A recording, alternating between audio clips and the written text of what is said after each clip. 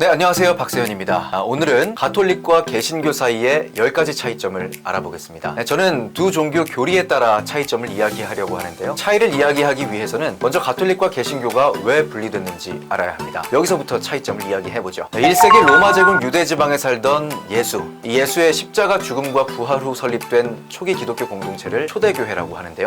가톨릭 교회는 스스로 예수 시대에 설립된 초대교회를 이어받았다고 주장합니다. 하지만 그렇게 생각하지 않는 사람들이 있었죠. 그중 대표적인 사람이 종교개혁을 일으킨 마르틴 루터입니다. 마르틴 루터킹 목사란 착각하는 분이 있는데 전혀 다른 사람이고요. 나중에 나온 분입니다. 1517년 마르틴 루터라는 이름의 독일 수도사는 가톨릭 교회에 항의하기 시작합니다. 이 가톨릭 교회 교황 권한이 과도하다는 이유인데요. 교황이 대성당을 고치기 위한 헌금을 내는 사람들의 죄를 용서해준다는 취지의 면죄부 판매를 허용한 사건이 발단이었습니다. 루터는 면죄부 판매와 관련해 95개 반박문을 붙이는 종교개혁을 일으켰고, 이때 일어난 개신교는 가톨릭과 분리됩니다. 루터를 따랐던 사람들을 개신교도라고 합니다. 반면 여전히 가톨릭에 남은 사람들도 있어 오늘까지 이어진 거죠.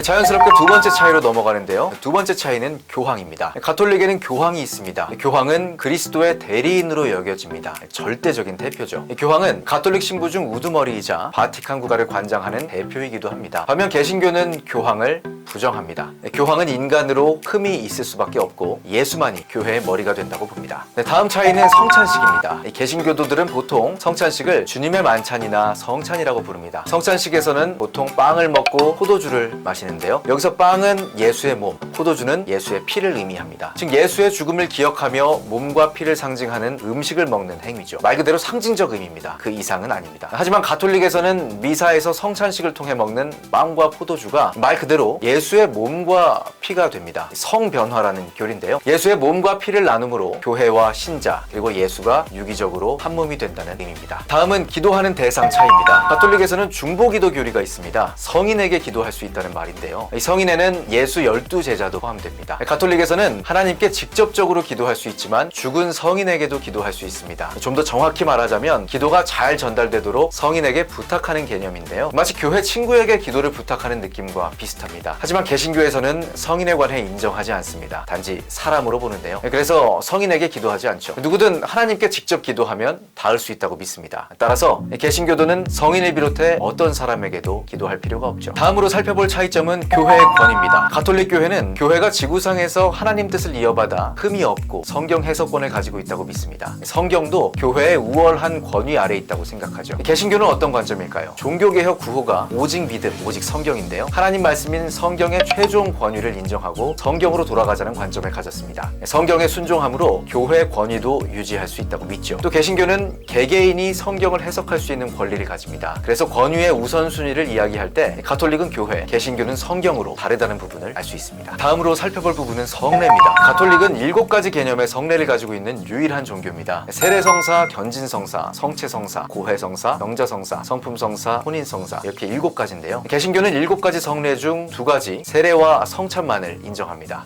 종교개혁자 칼빈이 말했죠. 세례와 성찬 2가지는 주님에 의해 제정된 것이며 나머지 5가지는 하나님의 말씀에 없는 것들로 성례가 아니다. 이 말처럼 개신교는 세례와 성찬 외에 가톨릭의 5가지 성례는 인정하지 않습니다. 다음은 구원관에 관한 차이입니다. 개신교에서는 구원을 이야기할 때 오직 예수를 믿음으로 구원받을 수 있다고 믿습니다. 다시 말해 아무리 착한 일을 많이 하고 의롭게 살더라도 예수를 믿지 않는 한 구원받을 방법은 없죠. 반대로 누구든 자기 죄를 대속하신 예수를 믿으면 은혜로 죄를 용서받고 구원을 얻을 수 있습니다. 가톨릭은 다릅니다. 가톨릭에서는 믿음으로만 구원받지 못하고 행위가 있어야 한다고 주장합니다. 신자들이 구원받기 위해서는 끊임없이 선행을 실천해야 한다고 가르치죠. 그 외에도 구원받기 위해서는 교회에서 행하는 세례를 비롯해 전통으로 내려오는 각종 성사를 행하고 참여해야 합니다. 앞서 가톨릭에서 교회 권위가 높다고 말씀드렸는데요. 권위 있는 교회 안에서 행하는 전통이 구원과도 연관돼 있다고 보시면 됩니다. 다음은 사제직에 관한 구조차입니다. 개신교에서는 모든 사람들이 사제입니다. 즉 그들이 사제직이라고 부르는 사람과 수평적 관계입니다. 성경에 다음과 같은 말씀이 있죠. 베드로전서 2장 9절 오직 너희는 택하신 족속이요 왕같은 제사장들이요 거룩한 나라요 그의 소유된 백성이니. 이 말은 특정 사람을